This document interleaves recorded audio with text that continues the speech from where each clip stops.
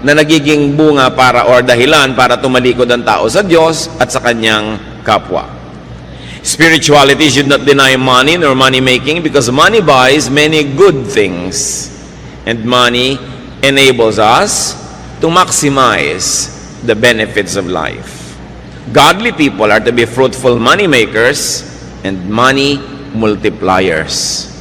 Sa katuroan mismo ng Panginoong Hesus ay napakalinaw niyan. Nung meron siyang pinagkatiwalaan ng mga puhunan, binigyan niya ng iba-ibang dami ng puhunan, at yung nakapagpatubo at nakapagparami sa puhunan ay kanyang kinalugdan, at yung mga walang nagawa at hindi nakapagparami sa ibinigay, binawian pa niya.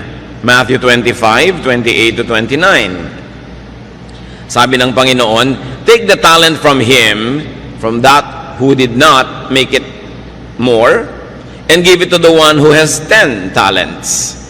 For everyone who has will be given more, and he will have an abundance. Whoever does not have, even what he has will be taken from him. Mula mismo sa bibig ng Panginoon, yun daw meron na dadagdagan pa, at yung wala, babawian pa ng konting-konting nasa kanya na nga, kung hindi niya pinaparami, kung hindi niya sinisinop. What is the profile of a good money maker? Ano po ba ang mga katangian ng isang makadiyos na nagpaparami ng pagpapalang ibinibigay sa kanya at ipinagkakatiwala ng Diyos? Mostly, we will get this wisdom from Proverbs 31. A good money maker works with her own hands. Dito ay dinidescribe yung isang babaeng uliran. Proverbs 31:13, with her own hands, she gladly makes clothes. Idiniin dito, her own hands. Ang isang tao nga asenso at dadami ang pagpapala, siya mismo gumagawa, siya mismo nagtatrabaho, hindi niya iniaasa sa iba. Ang kaya niyang gawin, lalo yung area na magaling siya sa paggawa. Verse 22, she does her own sewing and everything she wears is beautiful. So, a good money maker produces what she needs. Kung anong kailangan niya, ginagawa niya. Her produce and outfit is beautiful. Hindi lang basta ginagawa, maganda ang trabaho. Why? Beauty attracts money. Beauty attracts customers. Beauty attracts supporters and lenders and investors. Dapat maganda ang trabaho ng tao. Tinatanggal ng Kristiyano sa kanyang bokabularyo yung pwede na yan. Dapat husayan yan. Yan ang ating mga pangangatwiran. Of course, merong mga tao na minamasama nila, no? Yung maganda o yung maluho, kahit pa nga ito ay pinagmulan nito ay pagsisikap. Pero nakikita natin na ikinalulugod ng Panginoon ang pagiging mabunga. This woman, who is the ideal person to make money, produces surplus goods to sell.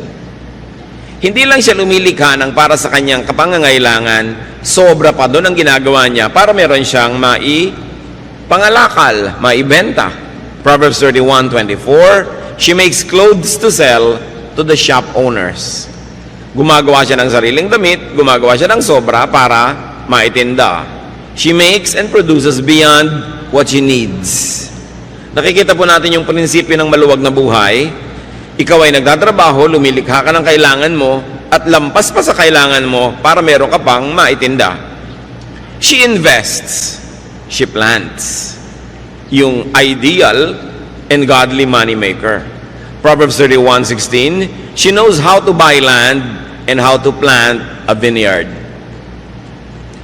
Marunong siyang mag-isip, marunong siyang mamuhunan, bumili ng lupa para tamnan. Hindi lang bumibili ng lupa para sa luho o para sa pagpapasarap lang o bakasyonan lang, para tamnan. In other words, pati ang pagbili niya ng lupa, pamumuhunan pa rin. Kasi pagkakakitaan pa rin niya yung lupa na yon. Hindi puro consumption ng iniisip, production ang laman ng isip ng isang taong luluwag, aasenso sa buhay. Proverbs 31:18, she knows when to buy or sell.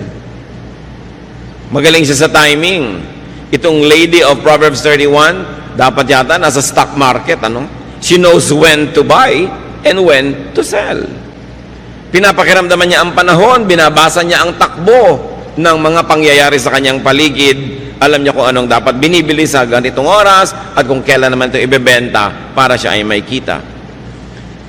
A good money maker trades, nangangalakal, nagnenegosyo, and therefore brings home the goods. Proverbs 31:14, she is like a sailing ship that brings food from across the sea. Kamangha-mangha na ang ginawang example dito sa Proverbs 31 ng napakahusay na negosyante ay in the person of a woman. Samantalang male-dominated yung society noon. Nakikita nyo rin ang attitude ng maraming Bible writers and prophets about women.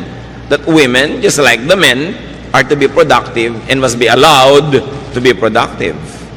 So, pagka inuuwi niya ang mga kung ano-anong mga bagay-bagay na para siya isang barkong na tumawid dagat at nangalakal, syempre ang uwi niya the best. Iba-ibang variety, the best of every land, the best of every culture, na-enjoy niya kasi marunong siyang maghanap buhay. She works hard. Ito ang luluwag sa buhay, marunong magsikap. Proverbs 31:17, and she always works hard. And verse 18, she stays busy until late at night. Verse 27, she is never lazy. Nakita niyo po ang pinagkakaubusan ng panahon ng babaeng ito, pagsisika, pagtatrabaho, kahit gabi na. Nangangalakal siya sa araw, lumalabas ng bahay, nagtitinda, nangungulekta ng kanyang mga tubo, at sa gabi, pagdating niya sa bahay, may ginagawa pa siya. Nananahi, nagsusulse, gumagawa ng mga maititinda, hindi siya tamad. Marami mga tao nagtataka at nagrereklamong mahirap sila, ay ubod naman ng tamad. Batugan with a capital B. Pagkatapos nagtataka kung bakit siya mahirap. Kung bakit pag may sakit siya, wala siyang pambili ng gamot. Kung bakit pag gusto niya magpakamatay, nilason ay hindi niya mabili. Wala naman siyang ginagawa sa buhay niya. Nagtataka pa siya. So nakikita po natin, ng ideal person na ito ay merong sobra na production. Hindi yung sa kanya lang, kulang pa. Ang tao habang nabubuhay, liban na lang sobrang tanda na, o sobrang bata pa, o sobrang mahina dahil sa kasakitan, ang tao dapat naghahanap buhay, kinikita ang kinakain niya. Hindi yung wala ka namang kinikita, nag-electric fan ka pa matulog. Hayaan mo nang pawisan ka. Di ba? Yung damit ka ng damit, gasos ng gasos, ang ginagasos ng damit, tubig sa paglalaban ng damit mo, kuryente sa pamamalansya, tapos pakalat-kalat ka lang naman, wala ka namang ginagawa, hindi bali ng lukot ang suot mo. Lumalaki lang ang gasto sa buhay. Ang kinakabit ng mga wax sa buhok ay kutakot-takot, pahingi pa na hingi ng pang-load, ang gusto pang cellphone, yung may folding bed sa loob, wala namang kita. Puro yabang. Yung mga ganon, ang mga nagugutom, o kaya yung mga ganon, ang sobrang kawawa, ang mga kamag-anak na kumikita dahil nakadagan, nakasipsip, no, ng dugo ng kapwa. Dapat, pinapayagan natin, tinutulungan at pinapalakas ang loob ng mga naghahanap buhay talaga. Paano ginagawa yon? Huwag istorbohin. Merong mga kamag-anak, may kaisa-isang nagtatrabahong anak, may sakit yung isa, yung pang may trabaho ang pa-absent din para mag-alaga. Ito na nga lang ang kumikita, ang daming mga walang ginagawang kamag-anak, yung kumikita pang inaabala. May mga babaeng walang ginawa kundi mag-text sa asawa at pauwi ng pauwi, nagtatrabaho yung asawa. Nananabik lang pala na may mga kasama. No? Libangin mo sa sarili mo, makipag-usap ka sa anino mo, makipag-chess ka sa anino mo, huwag mong istorbuhin yung nagtatrabaho. Diba? Huwag lagi na lamang na pagka mayroong kinikita, pitasan ng pitasan at hingan ng hingan. Yan ang dahilan. Kaya marami po sa ating mga kababayan na wala ng gana na magnegosyo, mag-agrikultura, magmumuhunan, maghanap buhay sa dami ng nangingikil, sa dami ng humihingi, tinatamad na tuloy yung iba magtrabaho. Subukan nyo sa mga malalayong kanayunan, magtayo kayo ng negosyo, ang daming sumisingil ng buwis nyo at hindi lang yung gobyerno, ha? Maraming gusto humingi. Subukan mo magbiyahe ng mga gulay, ang daming humaharang sa isadaan. Pag karnaper ka, walang humaharang. No? So, napakaraming pabigat at pahirap sa mga gustong maghanap buhay. And many of our countrymen get demotivated na maging productive sila sa buhay. Parang sa mga kamag-anak din, nakakatakot umasenso dahil sa dami ng kakapit sa'yo, lulubog na kayong lahat. Napakahirap magpakita ng konting kaluwagan kasi marami agad mangungutang. Ang trabaho tuloy ng iba, kahit meron, daing ng daing. Kunwari, maparaming problema sa takot. Nahingan sila ng mga walang hanap buhay. Balikan natin itong babae na ito, na kinakatawan din ang sino man, lalaki man yon, na marunong maghanap buhay. She is positive.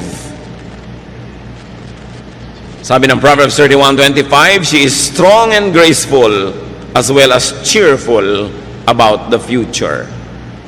Yung cheerful about the future is translated by other versions as she can laugh at the days to come.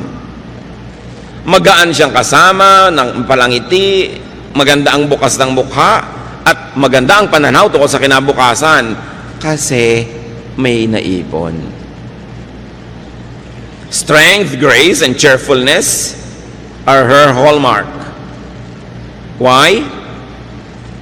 Because she has enough. And not only that, those attributes are also attractive in business. Siyempre, ang gusto mong kadil sa negosyo ay yung masarap, magaan. Hindi yung lagi na lamang parang dinadaganan ng mundo ang problema niya. Ayaw mong nasa paligid ng ganitong tao. Hindi ko alam kung ba't may mga tao ang hilig-hilig dumaing.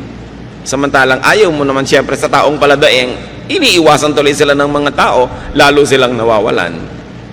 Definitely, this wonderful woman was not a complainer. Hindi siya reklamadora. Proverbs 31:26, her words are sensible and her advice is thoughtful.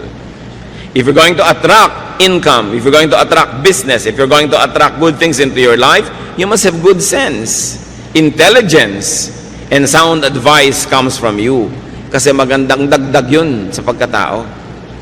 Sino ka ba naman para iwasan ng isang kanegosyo, kasosyo, o kaya binibilhan mo o binebentahan mo na bukod sa maganda ang produkto, maganda pa ang pagkatao at magaan kasama, masarap makita. Kaya lalong nilalapitan ng grasya. A sensible and a good moneymaker gives to people. Hindi niya sinosolo ang pagpapala, she gives to people. Tulad ng nakita natin sa Proverbs 31:20. She helps the poor and the needy. Palabigay, nag-aalala at nag-iisip sa mga kapuspalad. She gives to the needy and the poor. Sabi ng Proverbs 19:17, he who is kind to the poor lends to the Lord, and He will reward him for what he has done. Ang matulungin, maawain sa mga dukha, sa mga maralita at mga nagigipit ay para daw nagpapautang sa Diyos. Papayagan kaya ng Diyos na may utang siya sa inyo na matagal? Siyempre, babayaran kayo agad ng Diyos at sobra pa, alangan namang siya pang may utang na loob sa inyo. So, pag nagbibigay ka sa mga kapuspalad, daig mo pa ang nagpapautang sa Diyos. Ibabalik niya agad. At kung hindi mo man maramdamang ibinalik, isipin mo na lang, saan mo namang kinuha yung luwag mo doon sa mahirap? Hindi ba sa Diyos din ang galing? Nauna na, baka na-advance. Yung mga iba nagsasabi, ba't gumagawa ako ng mabuti, wala pang ibinabalik ang Diyos? Baka naman na-advance na sa'yo. Naghahantay ka pa ng iba, nauna na palang ibigay sa'yo. Along with hard work, this is the best insurance against poverty. To be a good giver. Kasi ipinapangako naman sa Biblia, lahat ng tanim may ani. Kung hindi man sa exact person na tinulungan mo yung ani, may ani yun sa iba. O kaya kahit wala ka pang anihin, saan mo naman kinuha yung tinanim mo? Again, na-advance na yon. A godly moneymaker is a good giver. You make a lot of money not only for yourself, but so that you will have much to give away. Very, very godly purpose. Also, she gives to or pays the deserving. Lagi tayong nag-iisip to give to the needy. Nakakalimutan natin to give to the deserving, or at least to pay the deserving. And this woman pays her production partners. Hindi lang sa needy. Marunong siyang magbayad sa trabahador. Marunong siyang magbigay ng parte sa kanyang mga investors. Hindi niya sinosolo ang kita. May mga tao na bibigyan ng Diyos ng pagkakataon na kumita, pero sinosolo. Kanila lang nababawian tuloy. Meron naman hindi marunong tumanaw ng utang na loob, hindi malang magsukli doon sa mga tumulong sa kanila, nagbukas sa mga pinto, nagbigay ng pagkakataon o namuhunan, tumatalikod, nababawian. Ang pinakauna natin dapat na inaasikasong bigyan, yung mga kasama natin sa hanap buhay. Kung kayo ay namumuhunan, edi yung mga trabahador nyo, mga tauhan. Deuteronomy 24:15, tungkol sa pagbabayad ng trabaho, pay him his wages each day before sunset, because he is poor, and he is counting on it. Otherwise, he may cry to the Lord against you, and you will be guilty of sin. Pag pinagtrabahuhan na, bayaran na. Lalo at arawan, yung manggagawa o lingguhan, huwag nang pinapatagal pa. Nakita nyo ang kawawang si Sisa sa No Limit Angere? Nagpuyat para manahe, nung kanyang i-deliver, hindi nagbayad ang donya, saka na lang daw, dahil ayaw niyang bumangon mula sa silyon. Samantalang napagtrabahuhan na ng tao. Galit ang Diyos sa mga namumuhunan na hindi nagbabayad agad sa kanyang mga trabahador.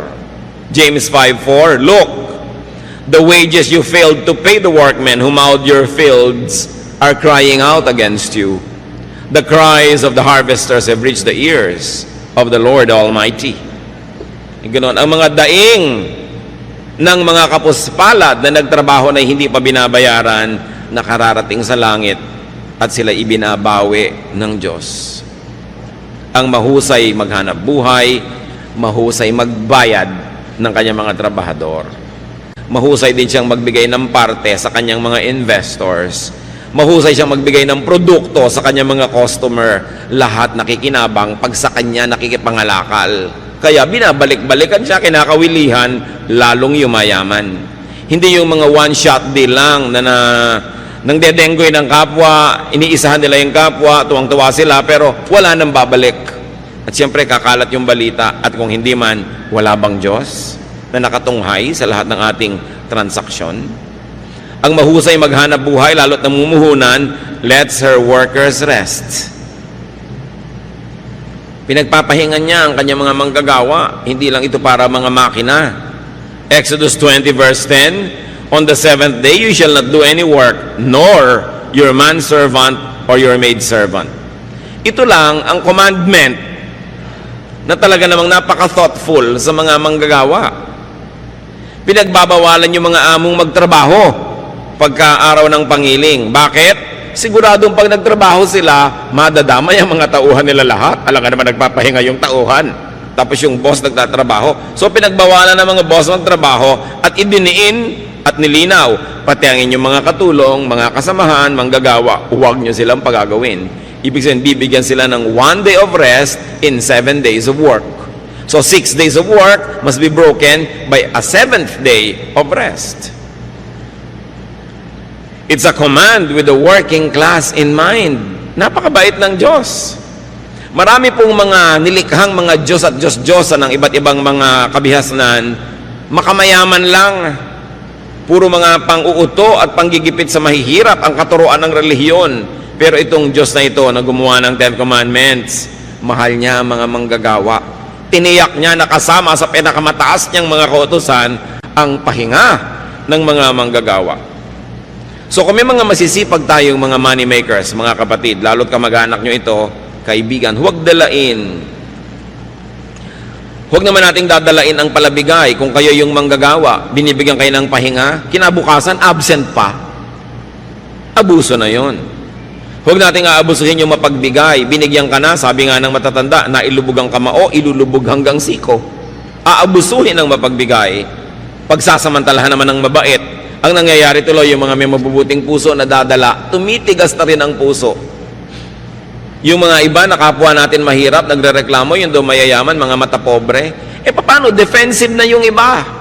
Pag sobra silang bait at palangiti, wala nang ginawa ang mga tao kundi bumali, o umutang, o humingi, o dumaing. Kaya tuloy kahit mabait, nagtitigas-tigasan ng loob sa takot na mapagsamantalahan ng kapwa. Kung tayo lang sana ay hindi mapangabuso, we will encourage each other to be more open, to be kinder, to be nicer. But people are sometimes obligated to be defensive. Gustong magpahiram sa'yo, pero ilang beses mo nang sinuba.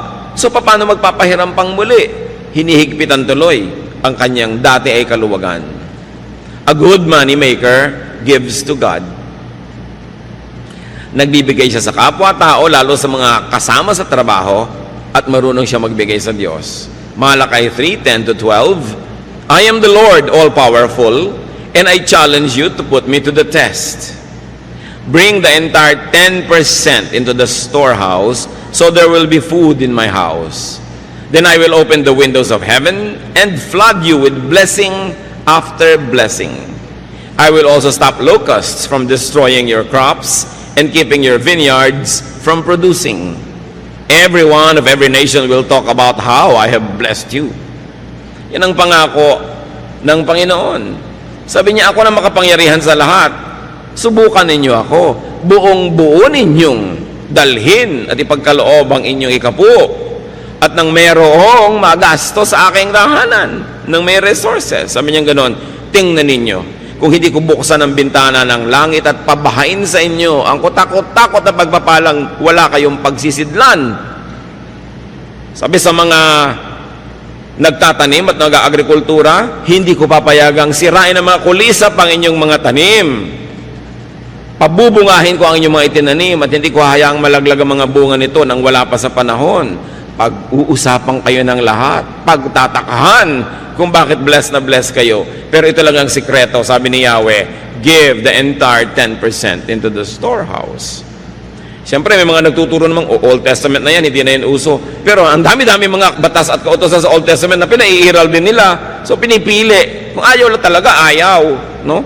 Pero pag gustong sumunod, gusto. At yan ang isang sikretong bunyag naman.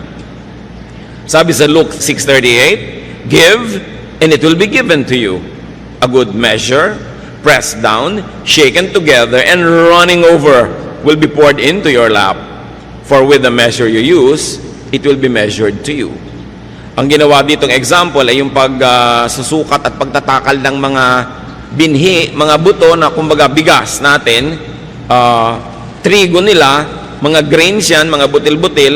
Pag bumibili ka, pag magaling ang pulso nung nagtitinda, ang galing-galing niya maglagay ng mga grains na yan, doon sa takalan, doon sa salop, maluwag pala, maraming air spaces between. Kaya pag tinagtik mo ng tinigtik yun, lulubog ng lulubog. Hindi pa pala puno talaga. Pero sabi ng Panginoon, sabi, magbigay kayo at ganun din kayo bibigyan. Tama ang sukat. Tiniktik, niliglig, siniksik. Hindi dinaan sa bilis. Halos daganan pa, tapakan para talagang lumubog. At tapos yung natitirang nakulang na naman, pupunuin na naman. At sabi, hindi lang yon, umaapaw pa. Ganun ang sukat. Tapos malinaw ito mga kapatid, ha? For with the measure you use, it will be measured to you. Gusto nyo pala ganun, siksik, niliglig, umaapaw ang bigay sa inyo ng Diyos, ganun din ang pagbibigay sa Kanya. A good money maker is a good money giver. Because the very spiritual dynamics of receiving is for us to have much more so that we can also give to others, to people, and to the works of God. What is the lifestyle of a godly money maker? Pag makadiyos, pinagpapala, lumilikha ng maraming mga kayamanan, anong uri ng pamumuhay mayroon siya? Sabi sa Proverbs 15:6, the house of the righteous contains great treasure. Malinaw. Pag nalulugod sa iyo ang Diyos, masipag ka, naghahanap buhay ka, at matuwid ang iyong puso, mapupuno ang bahay mo ng maraming mga kayamanan. Magagandang mga bagay na minamasama naman ng mga hindi kumikita. Many people who do not make enough demonize a hardworking and a godly planter for his good harvest. May mga Kristiyanong na-offend pag may mayayamang mga Kristiyano na nagbabakasyon ng first class, sumasakay ng first class, gumagastos ng first class. Sinabi na nga, kung righteous ka at marunong ka maghanap buhay, your house will contain great treasure. Hindi dapat yan ika-offend ng mga walang-wala. Madalas yung offense na yun, inggit eh. No? Huwag natin na sinasour grape. Yung parang isa kang bear, meron kang pinipitas na grape, hindi mo maabot, at dahil hindi mo maabot-abot, sabi mo, maasim naman yan, wag na lang. Yung pinagmula nung kasabihan na sour grape. So yung mga hindi yung mayaman, pinapasama nila yung kayamanan. Masama yung mayaman, ayoko maging mayaman. Tapos ang kaya makautang dito. Ang dami ko nakikita ng Kristiyanong ganyan ang aarte, parang ayaw yumaman, ayaw ng pera. Wala namang ginawa kundi magdilihensya. No? Yung huwag tayo mag-inarte. Gusto natin ng kayamanan. Ngayon, kung ayaw nyo maging masama, edi pamigay nyo. O kaya huwag nyong kitain sa masama. Pero mabuting maraming kinikita, ayaw mo manggastahin, may pamimigay ka. Nakakasama ng loob yung may lumalapit sa'yo, nangangailangan, wala ka malang mayabot. So make a lot of money. What is the lifestyle of a godly money maker? She is comfortable, secure, and cheerful. Proverbs 31:21, her family has warm clothing, and she doesn't worry when it snows. Pag dumadating yung taglamig, lalo doon sa Israel na may yelo, may snow sa ibang bahagi, siyempre walang inimpok ninenervyos. Wala kang pagkain sa bahay, tas may bagyo. Sasabi, babagyo, 3 araw, 5 araw, wala kang bigas, nakaka-nervyos talaga yun. Diba? Pero sabi, itong kinalulugdan, masipag, matyaga, mahusay ang mga style, wala siyang pinapangamba ano man yung weather. Ngayon, bago tayo malito mga kapatid, may mga makadiyos, masipag, wala pa rin pera. No? Dapat nating isipin kung bakit. Bakit? Kung makadiyos ako, masipag ako, bakit wala pa rin ako? Kasi kadalasan yung pinagsisipagan natin, kahit 1,000 taong ka magtrabaho doon, hindi ka naman talaga aasenso dahil sobrang liit ng kita doon. So you don't only work hard, you have to work smart. Titingnan mo, ito bang nakalagyan ko na ito na trabaho o profesyon, maahahango ako sa buhay kung masipag ako? Kung wala kayong nakikitang pag-asa, dead end yun, dapat lumipat kayo na ibang magagawa sa buhay, be more creative, create more, kasi maraming Pilipino masipag talaga. Pero yung pinagsisipagan nila parang dead end. Parang wala namang makikita kang asenso dun sa lugar na yun, maliban na lang maging creative sila and reinvent the profession or reinvent their style to make more money. Proverbs 31:25, this godly businesswoman, she is cheerful about the future. Yun yung pinag-usapan natin, she can laugh at the days to come. Sino ba ang pwedeng tumingin sa kinabukasan na may kasamang ngiti? E di yung may ipon, lalo naman yung may ipon na patuloy pa rin kumikita. At ito ang challenge sa ating OFW phenomenon. Maraming kumikita, mababasa nyo sa dyaryo, buwan-buwan, bilyon na dolyar ang pumapasok sa Pilipinas. Pero marami naman sa ating mga OFW, matanggal sa trabaho o umuwi, after 6 months, gutom na naman. Paano marami doon sa pamilya, walang inatupag kundi gumasta. To consume and consume and consume. Remember this Proverbs 31 lady? She buys a piece of land to use it in agriculture. Para may kitain. Hindi yung bibili ka agad ng kotse. Pag may kotse ka, puro gasolina yan. Anong kita mo dyan? Puro gastos. Pag bumili ka agad ng bahay, edi gastos din yon. Lalo't inutang mo pa. Hindi isipin, paano kaya tayo mamumuhunan para tayo kumita, para kung umuwi na si OFW, patuloy pa rin tayo yung kikita, hindi nakaasa tayo ng nakaasa sa sweldo, agad na agad, hindi pa nga kinikita, nauutang na, dahil walang ginawa ang pamilya, kundi mag-consume, consume, consume. We must produce. Lagi ko nalang sinasabi yung proverbial kawali and kalan. Bumili ka lang ng isang kawali at isang kalan na debomba. Bumili ka ng isang piling na saba, lagyan mo ng konting asukal, iprito mo, banana Q. Yung kanina ay 50 pesos mo, magiging 75 o 100 pesos. Eh hindi ang iniisip ni Mrs. yung bumili ng kawaling 500,000 ng isang set. Yung pwede mo nang tirhan sa mahal. No? Kasi yung isang kumare niya, mas maganda rin yung kaldero doon. Wala ka namang mailuto. At napakarami ko nang nakitang ganyang kaldero na biglang nasa sanla pagkatapos. Ano? Dahil hindi naman masustain. Bibili ka ng ganun, sustainable ba? Kaya mo bang isustain na yan o hindi?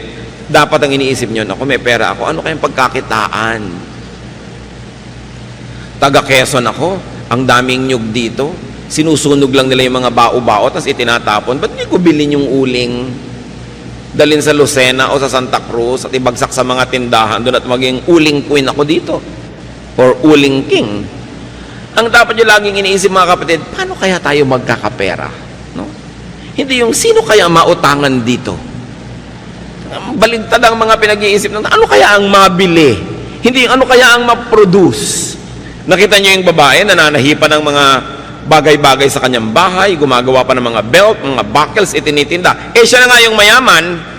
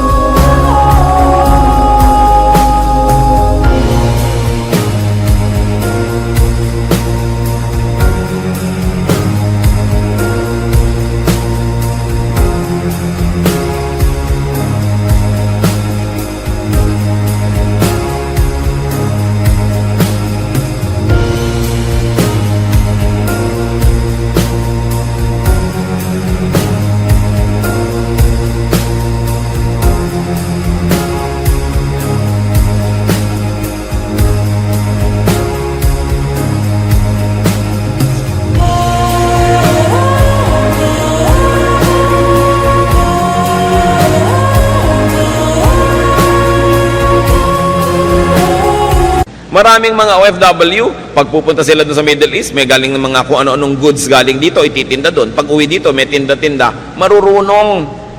Naiinis naman yung iba, mukhang pera yan. Lahat na lang business. Dapat.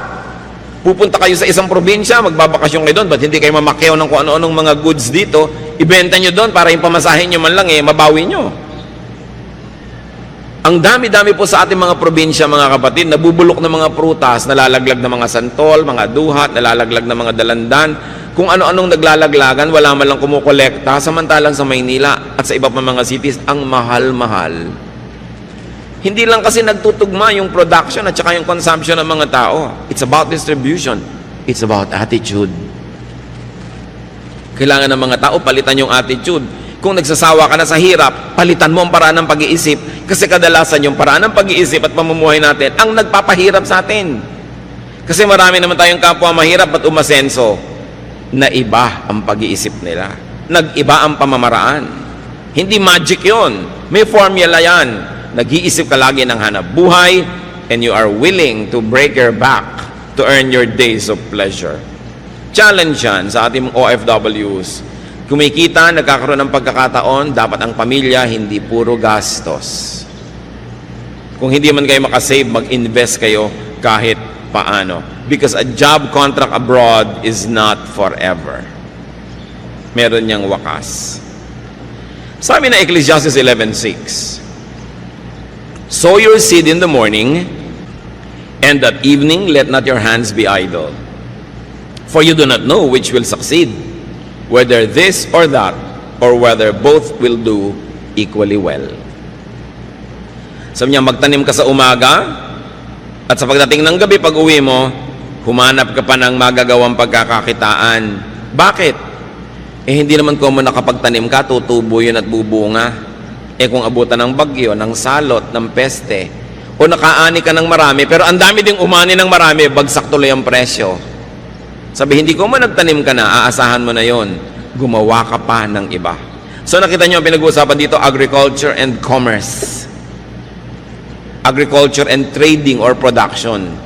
Ang dami nating kababayan, ang sisipag, mga magsasaka talaga. Pero ba't hindi naaahon sa hirap? Kasi yun lang sakang inaasahan. Pagkatanim, lasigan na ng lasigan hanggang anihan. Chismisan ng chismisan hanggang anihan.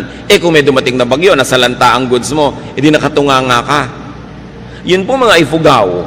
Pagkatanim nila sa mga rice terraces, ang mga lalaki, umaalis sa kanilang bayan, namamasukan kung saan-saan, sa mga mina, sa mga pagawaan, sa mga patrabahuhan. Yung mga babae naman, nagwiwib ng mga basket, ng mga tela, para hindi sila nakatunganga lang naghihintay ng harvest.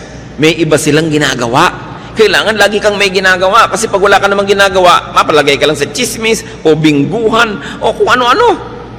Kailangan ng tao may ginagawa. Work day and night. Now, don't be too literal. Work whenever there is an opportunity to to make money. And then diversify, but not too much. Marami nag-diversify, yun ay kinabagsak ng negosyo, sobrang diversified, di na nabantayan. But there's one rule, don't put all of your eggs in one basket. Ang dami-dami yung itlog, nasa isang basket lang. Kung natapakan ng elepante, hindi durog lahat. Dapat iwahiwalay. So hindi lang kayo umaasa sa isang trabahador na manggagawa, tapos lahat kayo nakatunganga. That's putting all of your eggs in one basket. Hindi lang nyo ilalagay sa isang bangko yung pera nyo kung marami. Malay nyo yung bangko bigla nagsara o nag-bank run, paano kayo? Dapat nakakalat ng konti, kaya lang huwag sobrang kalat. Now, when we say money, brothers and sisters, it's not always just pera. Money could be any currency. Anything that you could exchange for money, goods, or services. Money could be anything that you could give to people in exchange for what they give you or to purchase what you need from them. In other words, pera dito pinag-uusapan yung salapi o kaya service. Kung minsan wala kang perang pambili ng gusto mo, pero may dalawa kang kamay, may paa ka, may katawan ka, pwede mong kitain yung gusto mo sa pamamagitan ng paglilingkod. Gusto mong kumain, tapos mamalimos ka, bakit hindi ka tumanggap ng labada? Bakit hindi ka kumatok sa bahay-bahay? Meron po ba kayong papalabhan? Meron po ba kayong kotseng pahuhugasan? Meron ba kayong ipalilinis na garahe? Diba? Meron ba kayong mga tulya at talabang gusto yung tanggalan ko ng putik? Maglingkod kayo, huwag kayong manghingi. Ang nanghihingi lang yung sobrang matanda, sobrang bata o may sakit. Pag nagtatrabaho ka, you earn your keep. So work. Marami pa po mga kapatid, yung nagbibigay ng magandang payo o guidance, trabaho yun. Kayo naman nagpa-counsel, huwag kayong magmaang-maangan, magregalo naman kayo sa counselor. No? Pag bumupunta nga kayo sa psychiatrist, ang mahal-mahal ng bayad nyo. Pagka mga pastor yun nagka-counsel, TY. No? Samantalang binuntunan mo na takot-takot na problema, hiningahan, nagpadalangin ka pa, nag-fasting pa para sa iyo yung tao. Samantalang ni isa man lang chiko, wala kang dala. Kayo nga nagpapa-counsel, huwag kayong dumadating ng wala ni bit-bit ni ano. Di ba dahil kuminsan yung counselor nyo, sumasama na rin ang loob dahil iniisip niya, hindi man lang ko naaalala, hindi man lang ko naiisip, parang baliwala ang ginagawa ko. Kailangan thoughtful kayo. Yung mga tao nagbibigay sa inyo ng inspiration, encouragement, even entertainment or companionship, dapat may sukli. So kung halimbawa, wala talaga kayong kapera-pera, meron naman kayong may kayang kamag-anak, sabihin nyo, o ano, gusto mo ba samahan kita sa mga biyahe mo para hindi ka nag-iisa, hindi ka naiinip, may taga-abot sa iyo ng kortal pag masakit ang ulo mo. So, merong kapalit, hindi ka lang hingi ng hingi. Maraming tao po gumagawa sa atin ng mabuti, lagi tayong ipinapanalangin. Currency yun, dapat suklian nyo rin sila. Papray ka ng papray, tas wala ka malang binibigay ni ano. Diba? Pag-pray nyo ko, lahat na lang ng problema mo, itatambak mo, ite-text mo, i-email mo, tas wala ka man lang maibigay ni Guyabano. Kailangan marunong ka kasi laging exchange ang buhay. Marami po sa atin nagdarahop kasi hindi tayo marunong magbayad. Kuha lang tayo ng kuha. Ayaw ng Diyos doon eh. Gusto niya, laging marunong tayo magpalit. Kaya kuminsan sa atin, nagtataka tayo, ano kaya ang dahilan ba't ang hirap ko? Baka kasi lahat din ng taong nadadapuan mo, pinaghihirap mo. Kaya bumabalik sa iyo yan. Hindi ka blessing sa mga tao. Kahit walang-wala kang kapera-pera, may magagawa ka para sa isang tao. Nung pupunta po ako sa bahay nyo, sa shining ko lahat ng sapatos nyo, dahil puro yata mga gas-gas na yung mga sapatos nyo. O di may blessing kang nagawa sa tao. Hindi yung hihingi ka lang. Kahit ka mag-anak mo, kahit kuya mo, kahit bayaw mo, nanay mo, tatay mo, meron ka dapat ipalit. Lagi. Hindi mo siya binibili. Gusto ng Diyos, nagpapalit tayo. Nagsusukli. Para kinakatuwaan ka at pag natuwa sa'yo, bukas, maaalala ka na naman niya. Hindi pag nakikita ka na allergic yung tao, pinapantal. No? Dahil daig mo pa talaga ang allergy. Pag dumadapo ka sa tao, nahihirapan siya. You know, you can never run out of money or currency or barter goods. Magaling ka magluto. Bakit hindi ka mag-offer? Ipagluluto mo yung isang ginang na laging busy. O lulutuin mo sa bahay mo, de-deliver mo na lang sa bahay niya. Tapos, ang bayad sa'yo, o 1/4 ng niluto mo, di libre na yung pagkain yung pamilya. Hindi lagi kang nakatunganga. Ang daming nakatunganga sa bayan na ito. Kaya nagtataka pa. na bakit mahirap yung bayan. Ang dami talaga nakatunganga. Hindi ka mawawalan, kapatid, ng pambayad o panukli o pambigay kung willing ka lang. Lagi tayong merong pwedeng ipalit. And remember, you could never be fruitless or useless, unemployed or idle if only you would decide to always make money. And that money is pera or services. Anything na pwede nating ipambayad para makuha natin yung gusto natin, it's considered money. Ngayon, nasa katanghalian, tapat kayo na inyong buhay, malakas ang kita nyo, take advantage of your best season. Para mga artista, may panahon na sikat, hot na hot property talaga, kita dito, kita doon. Pag hindi nag-ipon, pag hindi nag-invest, kawawa naman pag lumalaos na. Dumadating yung tanghaling tapat ng buhay natin. Dumadating din yung alauna, alas 2, alas 3 ng hapon, alas 5, 5:45, marapit na mag-orasyon. No? Dumadating yan. Dapat handa ka dyan. Dahil hindi naman surprise. Dahil darating talaga yan. So earn the most, invest the most, save the most. Sabi sa Proverbs, look at the ant. Yun daw langgam. Marunong magtrabaho. Pag panahon ng tag-ani at tag-araw, kolekta ng lahat ng maiuwi. Kasi darating ang tag-ulan na hindi na niya magagawa yon. So always ask yourself, ano ba ang mapagkakakitaan dito? Dapat gawin natin yun na pananaw. Maglaro kayo ng sungka. Sa mga naglalaro pa ng sungka, hindi ba lagi dapat may sube? O ayan, magsusubi ka, tsuk, naglagay ka sa bahay mo. Hindi yung pwedeng ikot ka lang ng ikot, wala ka inilalagay dun sa bahay. O, sube, ganun. Para meron kang naitatabi. Alam nyo, sabi na isang may doktorado sa anthropology, yung sungka daw, ang sinaunang computer ng mga Pilipino. Talagang taga-compute. May nagsasabi pa na yung abacus daw ng China, apo lang ng sungkahan. At meron pang nagpapatotoo na only in the recent past, maraming mga tindera sa probinsya gumagamit ng sungka pang compute ng mga sukle at bayad. Ang mga sinaunang Pilipino po ay mga negosyante. Hindi sila katulad ng mga sinasabi ng ibang ngayon na mga tamad daw. Mga negosyante, mga importer and exporter. At very good ang credit standing. Alam natin yung napakarami mga sasakyang dagat galing China at galing sa ibang bansa na dumarating dito para makipangalakal sa ating mga ninuno. At ang ating counting system, very elaborate, ha? Sa bawat isang zero, meron tayo dinadagdag na salitang po, 10, 20, 30, di ba? Dagdagan nyo pa ng isang zero, daan. 100, 200, 300. Isa pang zero, 1,000. Dagdagan nyo pa na isa pang zero, 10,000 na yon, laksa. May salita tayo dyan, laksa.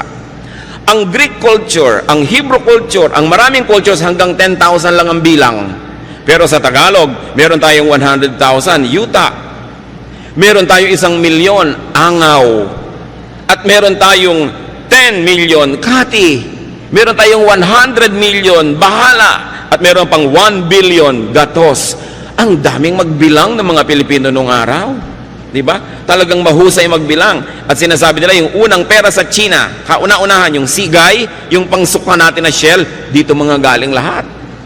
Na napakalaki daw na mga kalakalyang sigay na yan na ine-export natin to China, kaya marunong magbilang yung mga Pilipino, kaya may sungkahan, no?